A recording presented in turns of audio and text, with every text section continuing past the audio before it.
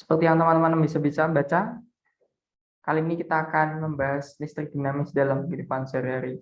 Kalau teman-teman ingat, sebenarnya kita sudah membahas ini juga yang waktu itu PPT-nya warnanya lebih gelap, terus temanya listrik, dan ada petirnya. Teman-teman ingat nggak?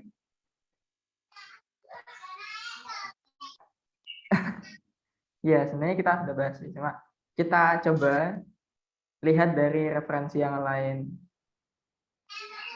Di sini ada pengantar. Pernahkah kamu mendengar istilah listrik? Apa kamu juga pernah mendengar istilah teknologi? Apakah kamu mengetahui apa yang dimaksud dengan listrik? Dari manakah listrik? Bagaimana penggunaan listrik dalam kehidupan sehari-hari? Agar kamu dapat mengetahui jawabannya, mari kita pelajari bab ini dengan penuh semangat. Sebenarnya pengetahuan ini, pertanyaan ini bukan pengetahuan. Itu juga sudah kita bahas sebenarnya pada pertemuan yang telah lalu sih. Kira-kira teman-teman ingat nggak? Listrik itu apa? Silakan Zaki.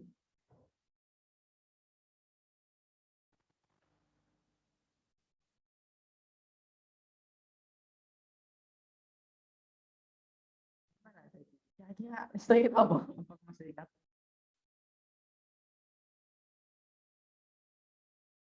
Halo Ilham. Halo Kak. Seingat Ilham di pertemuan yang telah lalu, listrik itu apa Ilham?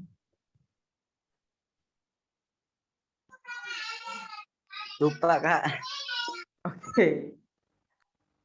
Jadi kita usahakan kita menggunakan bahasa yang paling sederhana ya dalam menjelaskan sesuatu. Mungkin kita akan coba. Jadi listrik adalah aliran elektron. Listrik adalah elektron yang mengalir. Kan teman-teman sering ya mendengar istilah aliran arus listrik. Aliran listrik.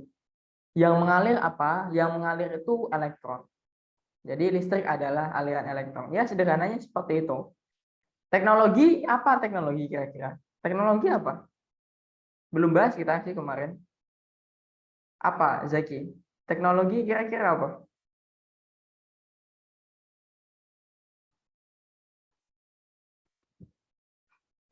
Halo Zaki? Teknologi kira-kira apa?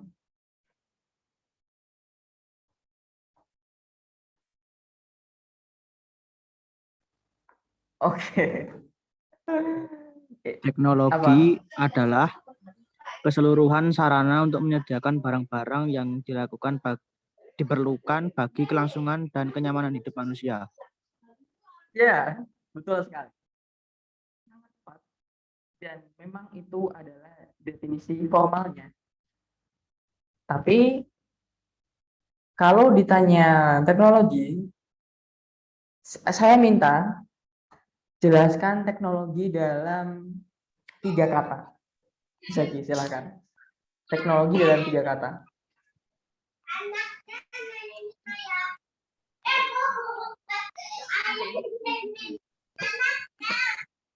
Nah, ya. Kira-kira bisa nggak? Jelaskan teknologi dalam 3 kata. Jadi, kalau saya itu ada namanya, saya pakai metode, saya usahakan mencoba menerapkan cara belajar metode Richard Feynman. Beliau adalah fisikawan. Beliau bilang kalau kita tidak bisa menjelaskan sesuatu sederhana mungkin, berarti kita kurang paham. Jadi teknologi itu adalah apapun yang membantu manusia dalam hidupnya. Itu berapa kalimat, berapa kata itu?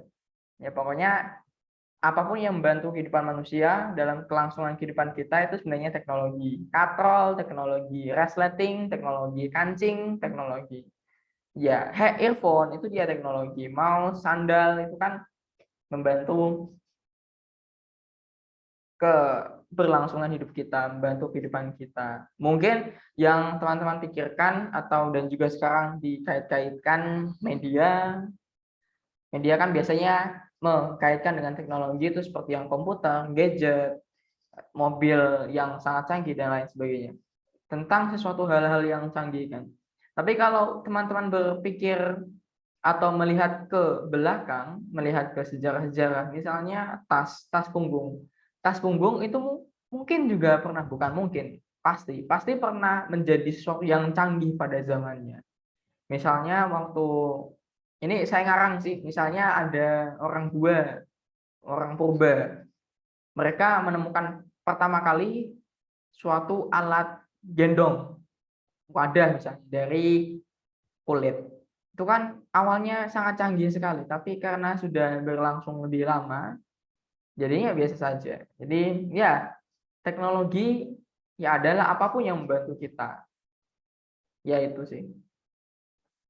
Konsep listrik dinamis, kita juga sudah pelajari ini, tapi kita ulangi lagi karena saya rasa teman-teman juga sudah lupa. Ini masuk listrik dinamis itu di kurikulum Miyazaki masuk semester berapa? Sekarang nggak? Semester 1 ya? Ya. Oke, berarti kita bisa lebih intensif.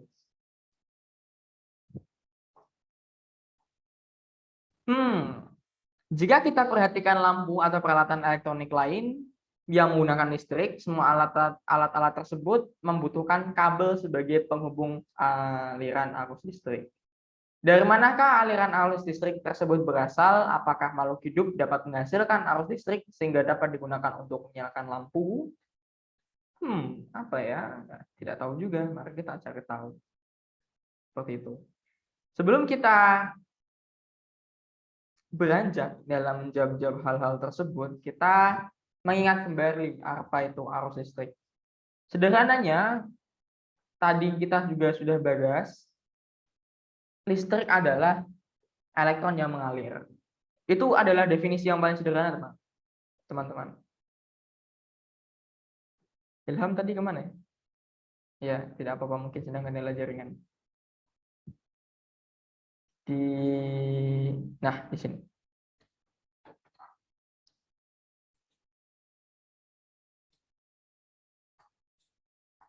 Dengan menghafal rumusnya, ini terserah sih sebenarnya. Sebenarnya mereka saling berkait. Kadang kita dari kita memahami konsepnya, tentu kita pasti juga bisa hafal rumusnya. Tapi kadang karena rumus lebih singkat, lebih ringkas, jadi saya lebih suka melihat atau mengutarakan definisi dari suatu rumus. Q adalah muatan, T adalah waktu. Maka arus adalah muatan per satuan waktu. Jadi muatan adalah arus listrik adalah lebih tepatnya muatan listrik yang bergerak tiap satuan waktu. Bergeraknya itu dia disebut dengan mengalir, makanya disebut dengan aliran arus listrik. Ya, ini sangat fundamental sekali ya. Satu konsep yang sederhana dan jangan sampai tidak tahu ya, atau mungkin lupa. Karena saya sering lupa juga. Ya mending kalau ketika kita lupa, Zaki secara khusus karena Ilham belum join, itu kita mau mengingatnya kembali. Misalnya di sini ada sebuah contoh soal. Ada arusnya 5 miliampere mengalir pada suatu kawat pengantar selama 0,1 detik. Berapakah besar muatannya? Arusnya kita dapat 5 miliampere dan T atau waktunya kita punya 0,1 sekon. Mili ke ampere, miliampere ke ampere itu dia dibagi dengan 1000. Seperti dia milimeter ke meter, itu kan dia juga dibagi 1000. Nah, yang ditanyakan besar muatan yang berpindah pada satu kawat pengantar. Dari rumus tadi bisa langsung kita dapatkan bahwa I sama dengan Q dibagi T. Berarti Q sama dengan I dikali T. Ya, cukup sederhana ya. Kita cuma sekedar mengingat. Hantaran listrik. Apa maksud dari hantaran listrik? Apa hubungannya dengan bab ini. Mari kita lihat. Sering kita mendengar bahwa listrik dapat mengalir pada kabel. Apa yang mengalir dan bahan apa yang dapat mengalirkan listrik? Pernyataan bahwa listrik mengalir sebenarnya berkaitan dengan muatan yang berpindah. Jadi, ya maksudnya tadi, listrik itu adalah elektron yang berpindah. Elektron itu adalah sebuah muatan. Dan perpindahan itu biasa disebut dengan mengalir. Jadi, aliran listrik adalah muatan yang berpindah, muatan yang mengalir. Elektron yang berpindah, elektron yang mengalir. Terserah.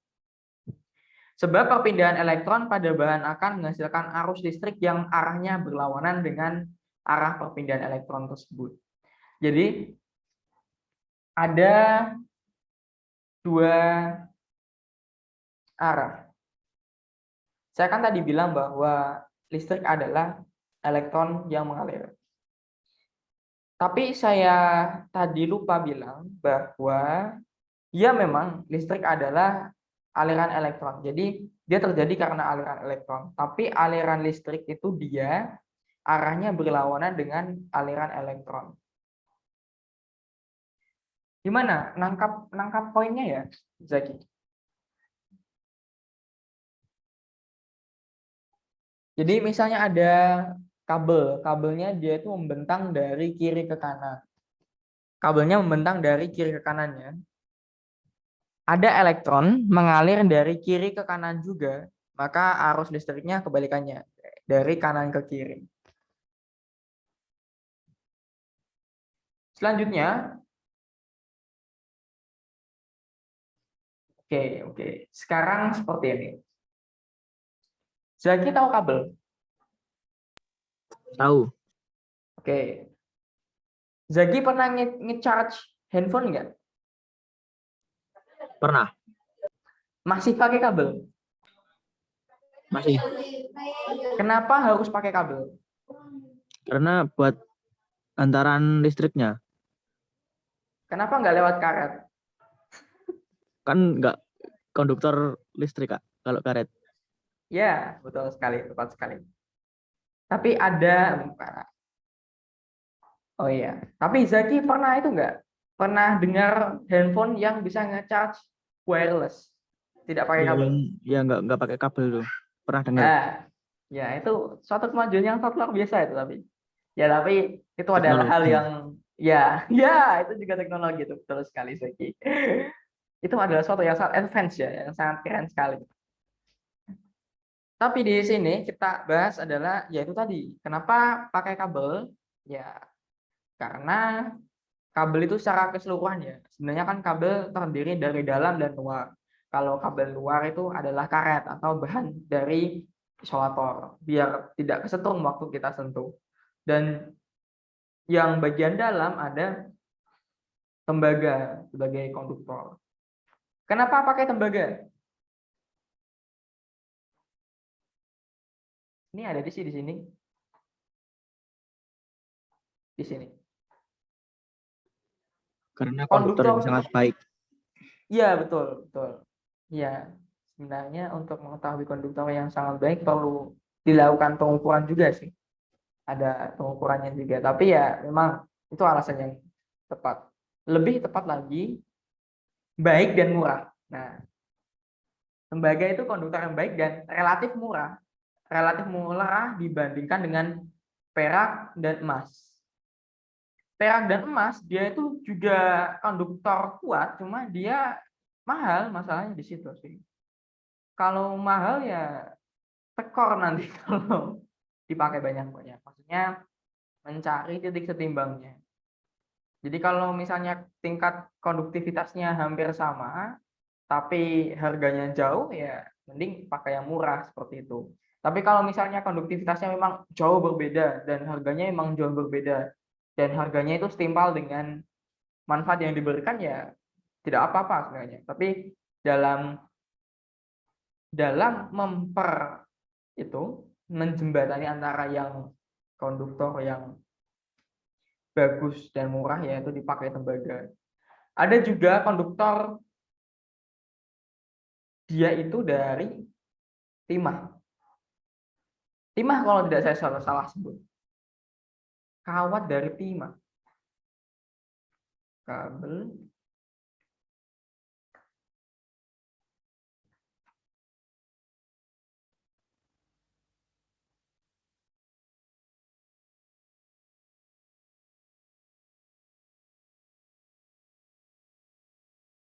Tahu saya itu ada kabel, tapi dia isinya itu bukan tembaga, bukan kalau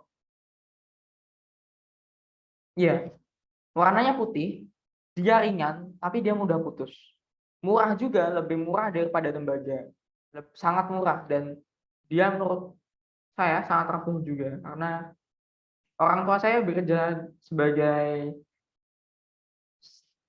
elektronik, jadi beliau mereparasi alat-alat elektronik. Jadi waktu itu saya diajak buka isi dari ya salah satu teknologi, dan itu pakai kawat yang bukan tembaga. Kawat tembaga itu mahal kalau dibandingkan dengan besi dengan berat yang sama, itu mahal itu, dan kalau dijual lumayan. Tapi kalau timah itu sangat murah sekali dan beratnya pun sangat ringan, mudah rusak juga, itu sangat tidak bagus sih. Tapi kalau segi harga, kalau misalnya pabriknya mau untung ya pakai itu. Ada isolator. Isolator adalah apa ya di sini? Secara formal di sini bahan yang sangat buruk untuk menghantarkan listrik karena di dalam bahan ini elektron sulit mengalir. Apakah kayu bisa menghantarkan elektron, Zaki? Kayaknya tidak, Kak. Oke. Kalau karet? Tidak. Kalau udara? Tidak. Oke. Ya, sebenarnya kondisional sih, Misalnya seperti ini. Zaki ingat petir? Pak, petir. Gimana? Apa tadi, Kak? Zaki tahu petir?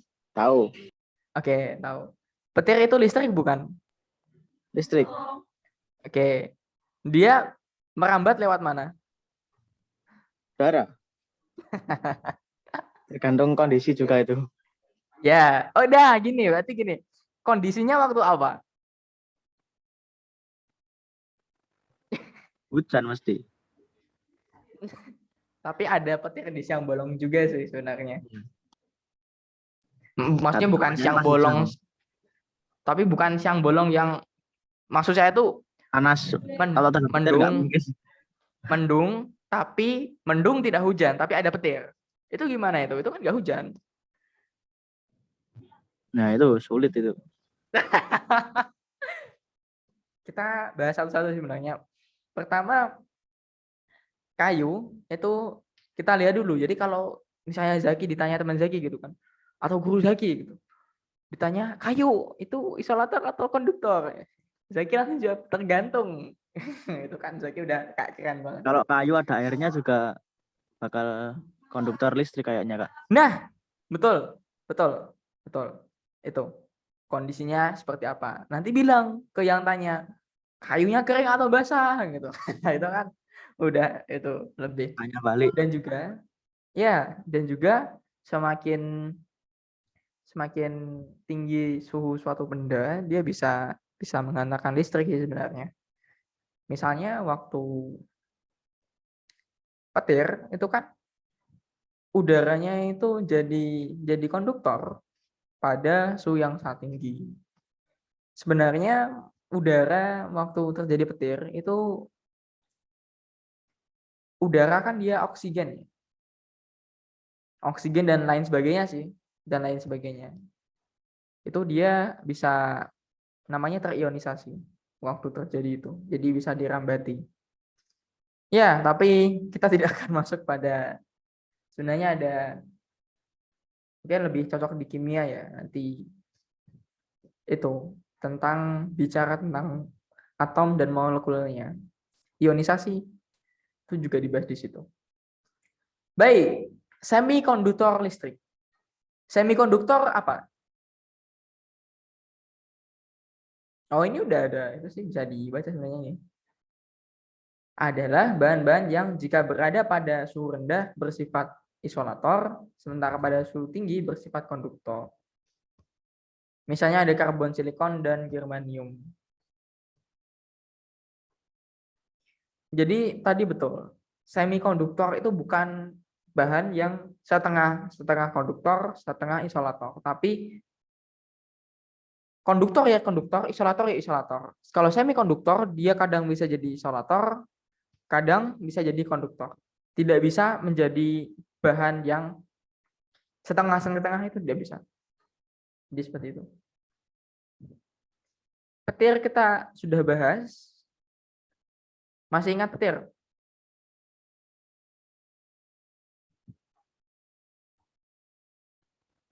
Halo? Masih. Bagaimana proses terjadinya petir?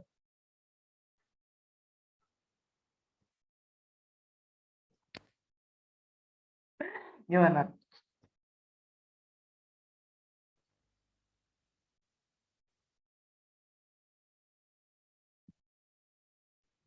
Bingung jelasinnya, Kak.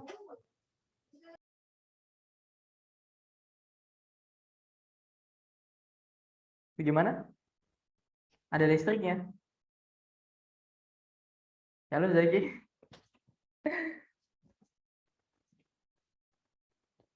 Halo Zaki, gimana? Bingung jelasinnya, Kak. Bingung jelasinnya. Oke. Jadi petir menurut Zaki apa? Listrik.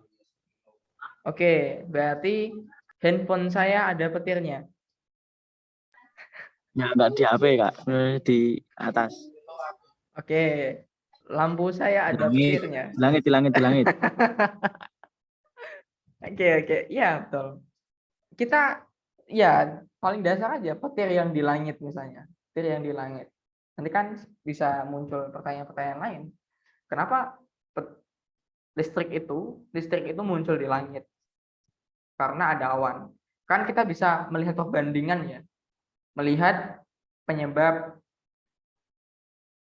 satu kondisi ketika A ada maka B ada misalnya. A nggak ada, B nggak ada. Itu kan dari intuisi kita itu bisa nyambungin manusia zaman dulu. Ada awan banyak atau mungkin ada mendung, pasti nanti ada petir. Nggak juga sih. Nanti pasti ada hujan, mungkin hujan ada petir. Itu kan bisa disambung-sambungin. Ya nanti kenapa ketika ada awan mendung itu nanti ada hujan dan ada petir misalnya. Ada petir. Kenapa kok ada petir ketika ada awan mendung? Ternyata awan mendung itu dia memiliki muatan yang sangat besar ketika dia berjalan dan bergesekan dengan awan lain. Oke, muatan awan memang punya muatan. Kenapa sampai terjadi petir? Kenapa muatannya tidak diam di muatan saja? Karena muatannya kebanyakan. Oke, terus ketika muatannya kebanyakan, gimana? Kenapa nggak dibuang keluar angkasa? Tidak bisa. Karena di luar angkasa kemana? Tidak bisa. Awan juga tidak bisa keluar pada atmosfer, kan? Di luar atmosfer. Ya, jadi sederhananya petir terjadi karena awan kekuatan, kelebihan muatan, kelebihan muatan, kan? Sebuah akronim yang terjadi simultan. Kekuatan, kelebihan muatan. Saya sangat suka. Jadi petir terjadi karena kekuatan. Awannya punya kekuatan, awannya punya kelebihan muatan. Karena kelebihan muatan itu dia dibuang ke bumi.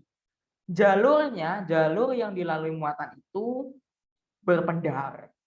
Kelihatan nyalanya itu kan? Ya itu adalah petirnya itu. Ya, sederhananya seperti itu. Terus di sini ada hambatan itu ya gimana? Zaki, apa itu hambatan? Kurang tahu, Kak. Oke, terima kasih banyak. Sekarang kita akan mencari tahu biar kita lebih tahu. Berarti kemarin waktu saya jelasin rangkaian kurang paham juga. Enggak, Kak.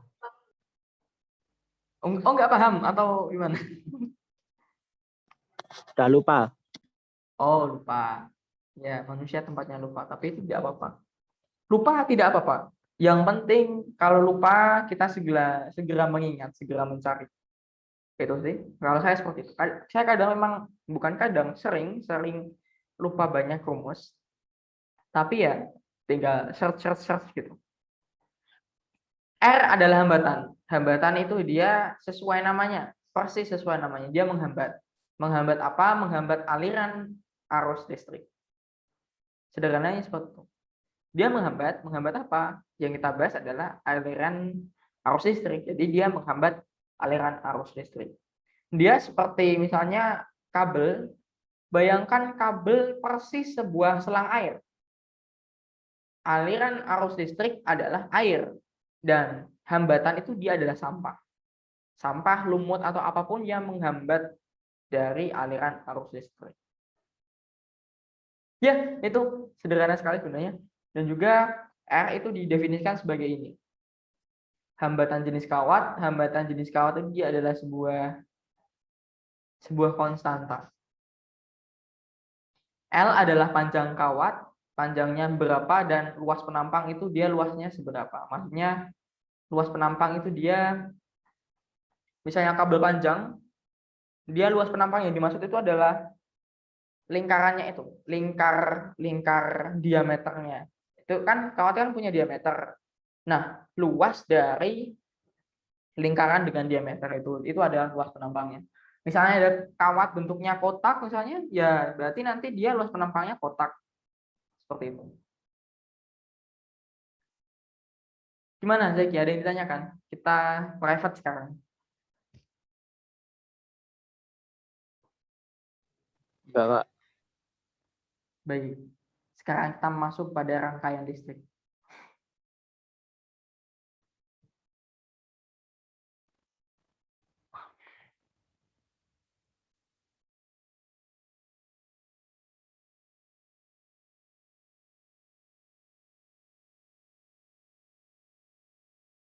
Kita lihat. Pada rangkaian listrik. Oke, sebentar. Rangkaian listrik itu apa?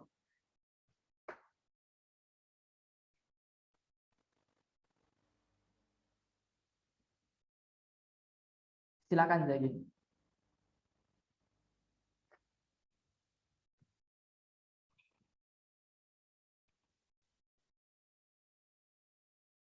Gimana? Rangkaian listrik itu apa? Rangkaian listrik adalah sambungan dari bermacam-macam elemen listrik. Ya, betul. Sangat betul. Tepat. Sekarang kita ganti ya. Ganti bahasanya. Kan di sini pada rangkaian listrik. Pada rangkaian yang memiliki berbagai komponen-komponen listrik yang tidak memiliki percabangan kabel.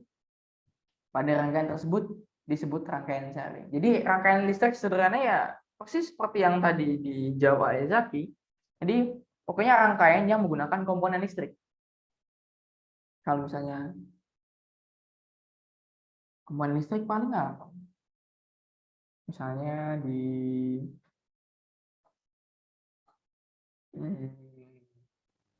ya intinya Zaki paham ya. Ini ada kawat misalnya. Ini bukan rangkaian listrik karena tidak ada komponen-komponennya.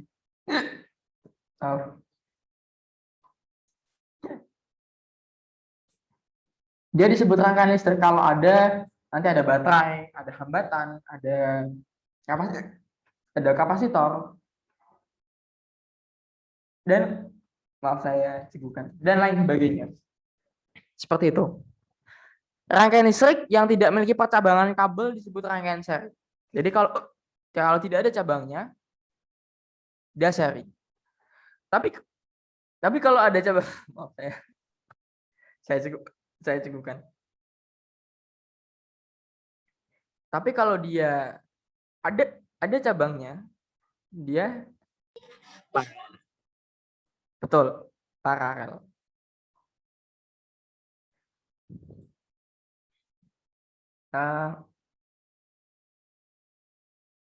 Lihat.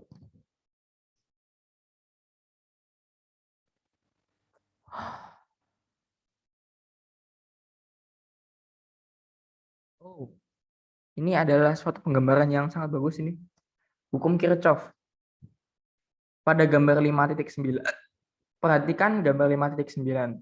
Mobil yang masuk dari jalur utama akan berpisah di persimpangan jalan dan menuju tujuan masing-masing. Jumlah mobil yang masuk dan keluar jalur akan tetap sama. Hal ini juga berlaku pada listrik.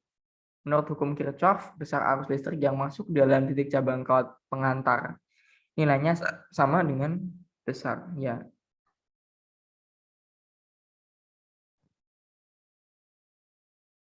Apa kesimpulan yang bisa Zaki dapat dari gambar A dan B?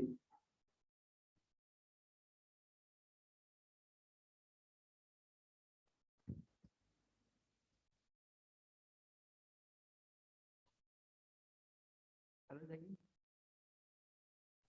Yang gambar A itu harusnya kayak mengelilingi tengahnya dulu, Kak. Memutar. Boleh. Lagi. Bisa digali lagi ini. Bandingkan gambar A dan gambar B. Apakah ada persamaan? Atau mereka pasti punya makna kenapa mereka disejajarkan?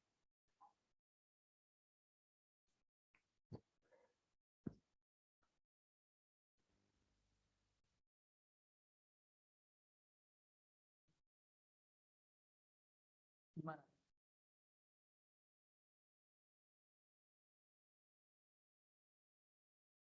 Misalnya ini ada mobil masuk.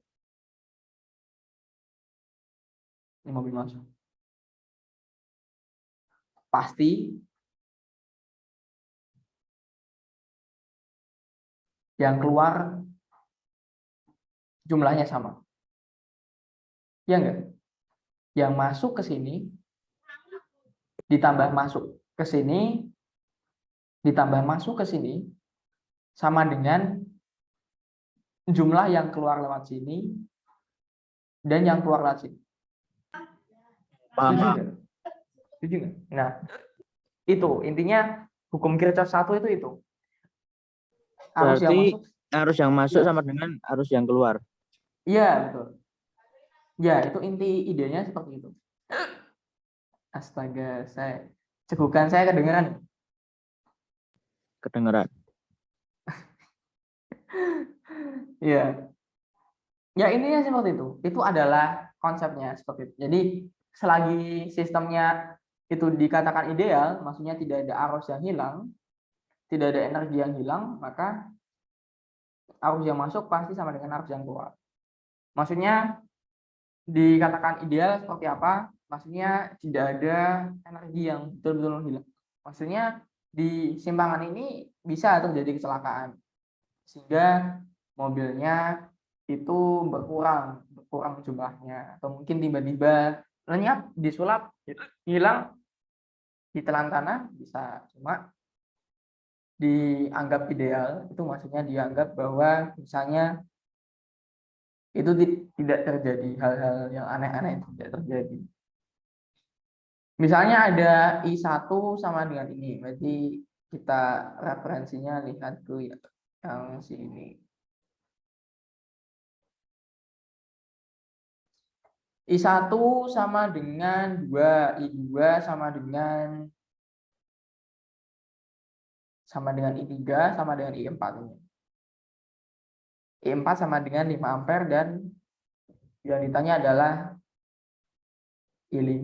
Dia tinggal jumlah yang masuk sama dengan jumlah yang keluar. Nanti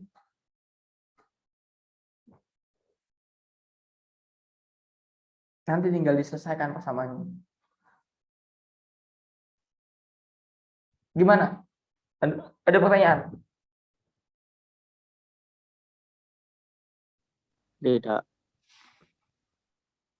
Baik. Selanjutnya ada rangkaian hambatan listrik. Ini persis yang kita pelajari kemarin.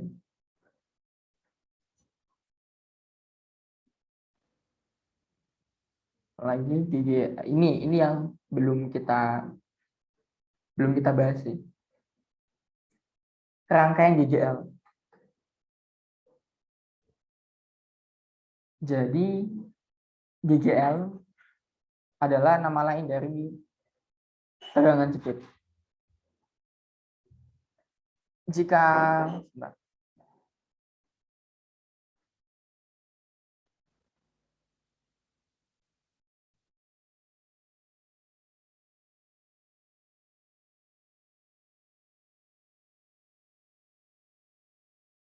Baterai dihubungkan dengan suatu rangkaian sehingga ada arus yang mengalir, maka tegangan di antara kutub-kutub baterai disebut dengan tegangan jepit.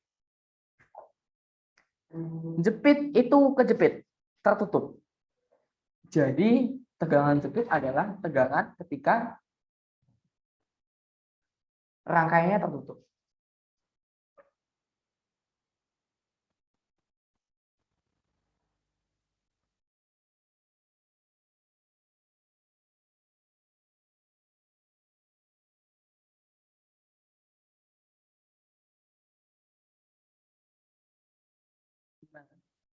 Paham?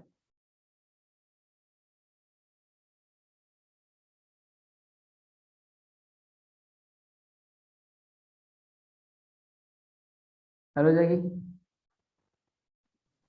Halo Kak. gimana tegangan jepit? Paham?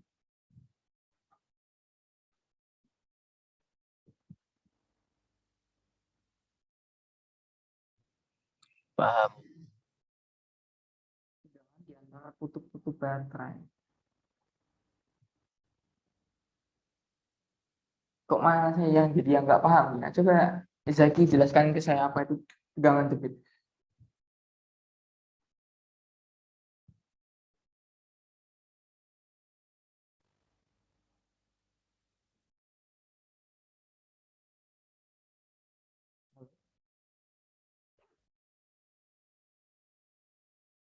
Halo Zaki. Jika baterai dihubungkan dengan suatu rangkaian sehingga ada arus yang mengalir, maka tegangan di antara kutub-kutub baterai disebut tegangan jepit. Bentar Kak. Ya, itu yang aku tulis ya, tapi semoga dapat poinnya. Jadi tegangan antar dua kutub itu. Rumusnya ini.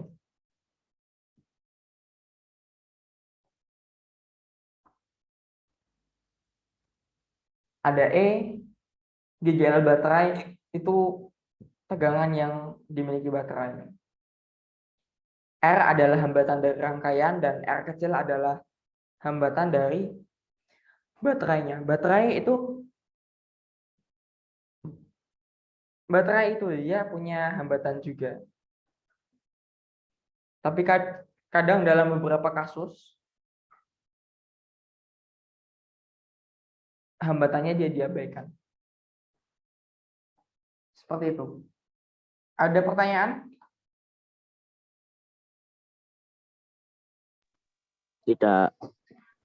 Kalau belum ada mungkin kita cukupkan kelasnya sampai pada pembahasan kali ini. Terima kasih.